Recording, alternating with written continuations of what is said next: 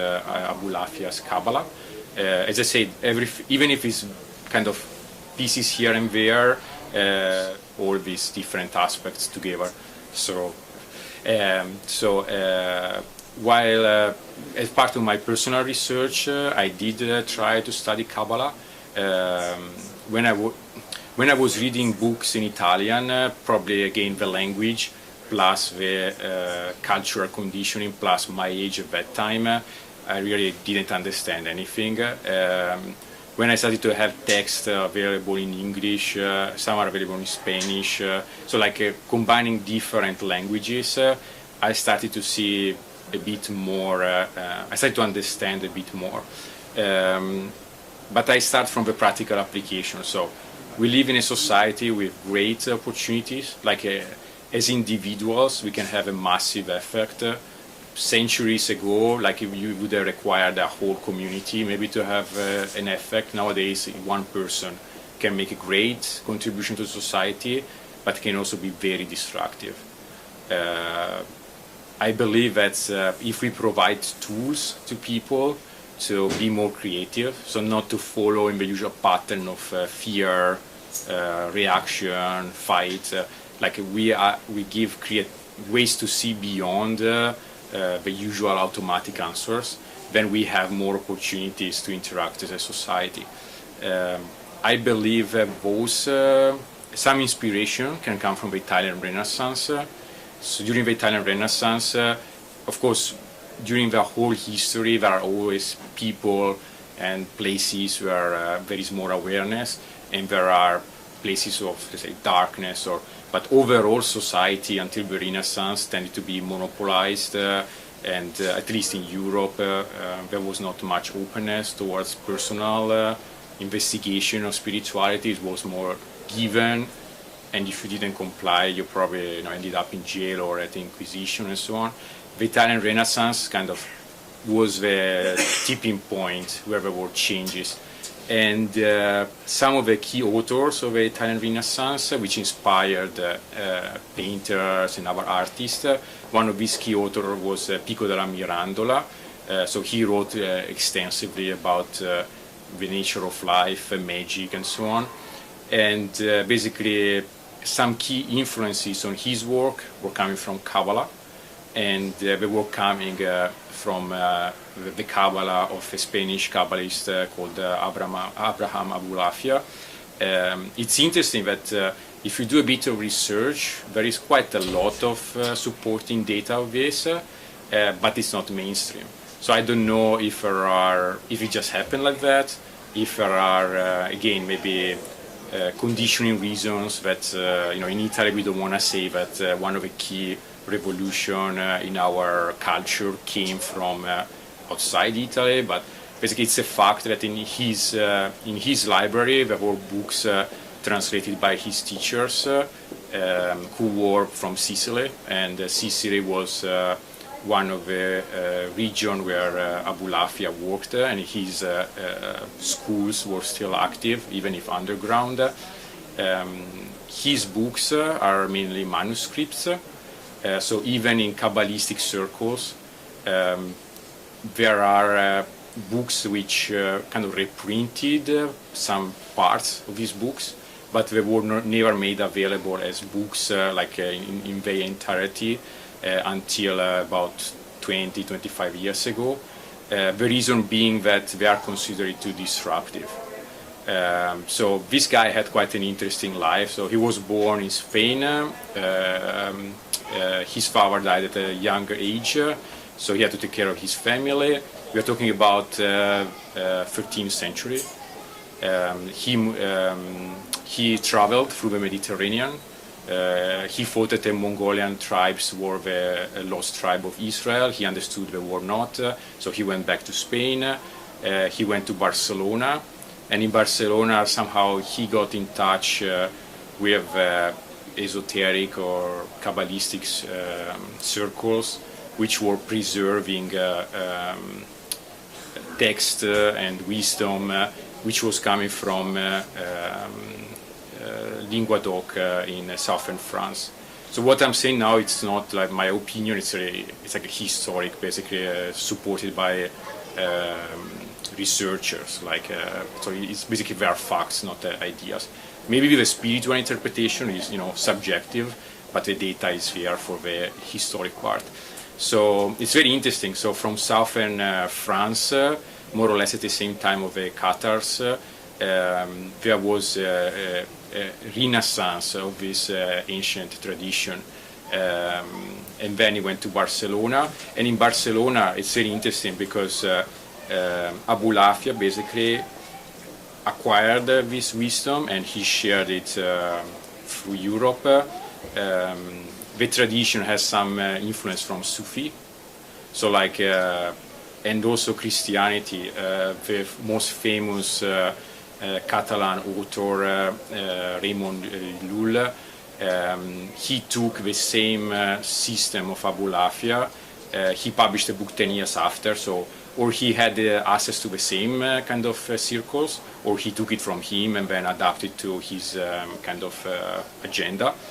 And his books then were taken by Giordano Bruno, who was after the Renaissance, but is also like a very important personality in let's say spiritual and personal development literature.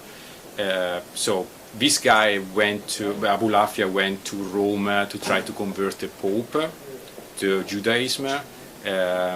Again, I don't have any religious agenda, but I'm just telling you what happened. Basically, he was told, of course, that we are going to burn you if you try to do that. So they prepared all the tools for that, and basically that night the Pope died. So the day after they released him because they took for 20 days they took him under custody, but then they released him because they kind of thought that maybe there was something there. He went to Sicily. He was teaching there. He had many followers.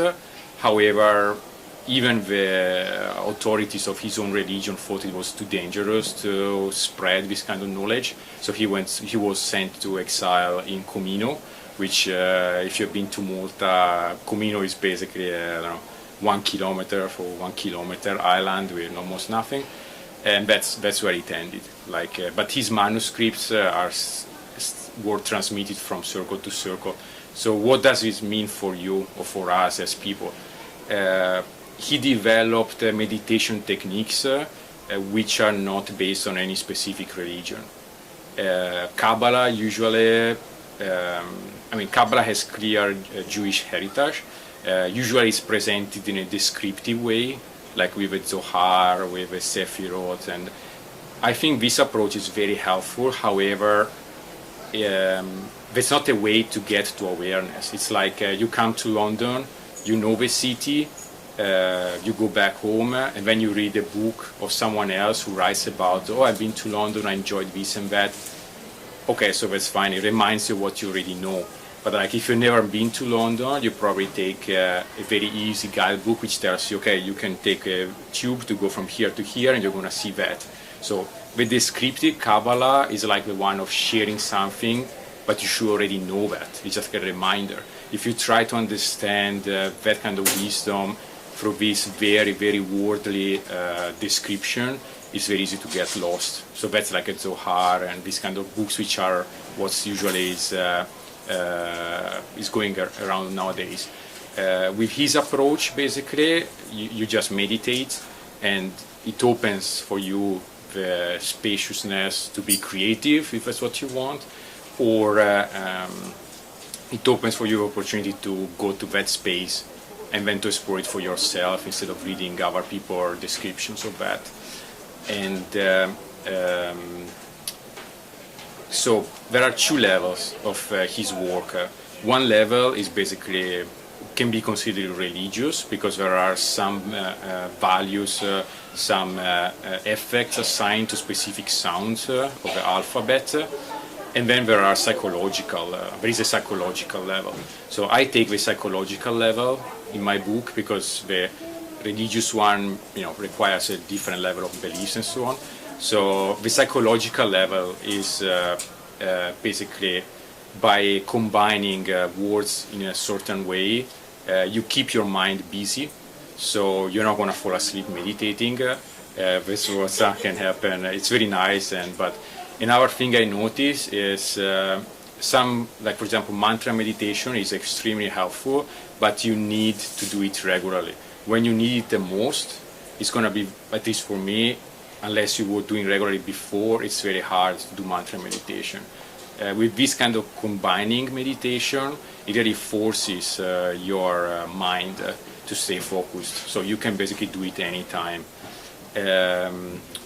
So like every author, I'm not gonna, give a spoiler here and tell you the meditation. That's gonna be in the book. There is also a reason for that. Is I believe there is a tiny bit, like a couple of hours of inner work that I think you benefit if you do before you jump in meditation. If you just jump there, if you consider that for many centuries no one talked about this, however in Sikh circles, all they required to be of 40 years of age and to be male and so married. So nowadays we can at least, it's much more inclusive and it's more available. But I believe it's fair that people do a couple of hours of inner work to understand where they are, and especially to understand what motivates them. So if this meditation opens certain doors of perception and action and possibilities to you, what are you going to use it for?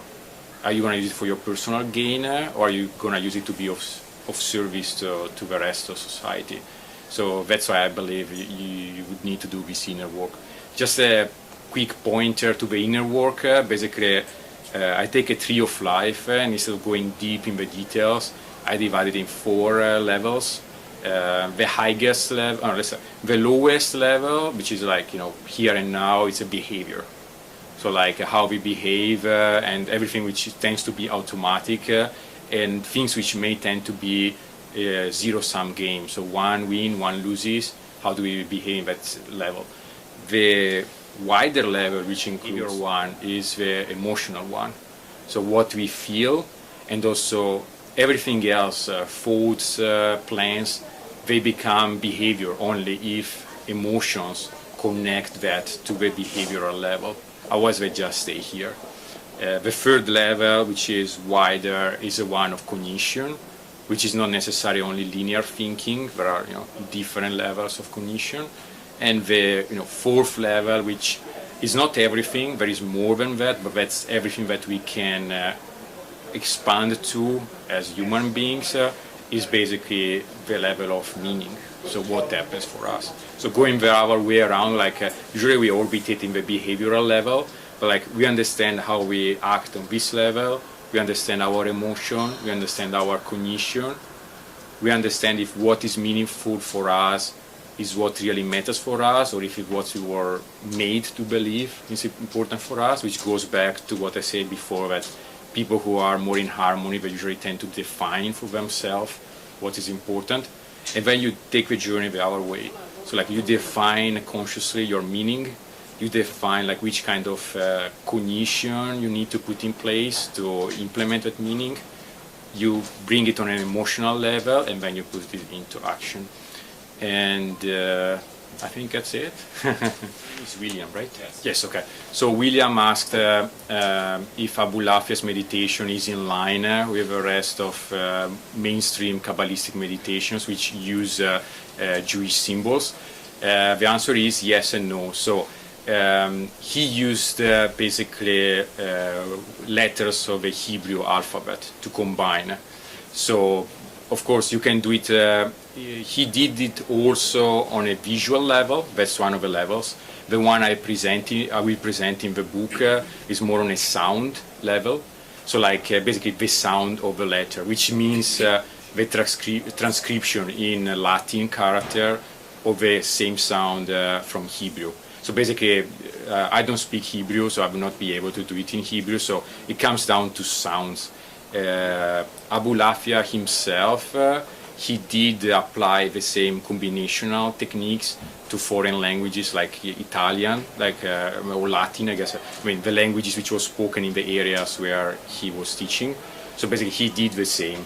But yeah, the answer is yes or no. If one speaks Hebrew, you can do it with that and use both the sound and also visualize the letters and also write the letters and make a combination on a piece of paper.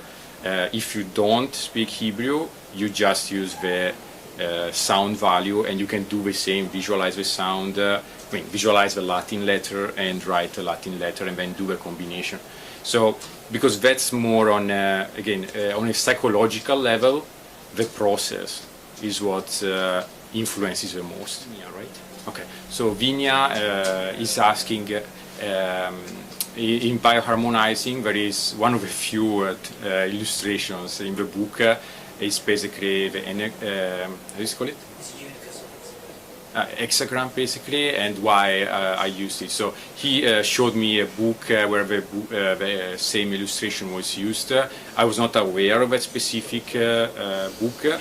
However, of course, I'm aware a bit of the symbolism, of the meaning of the symbol. So one of the meaning is kind of continuity and harmony. The way I use it in the book, let's see if I can find it so I can show also what we are talking about.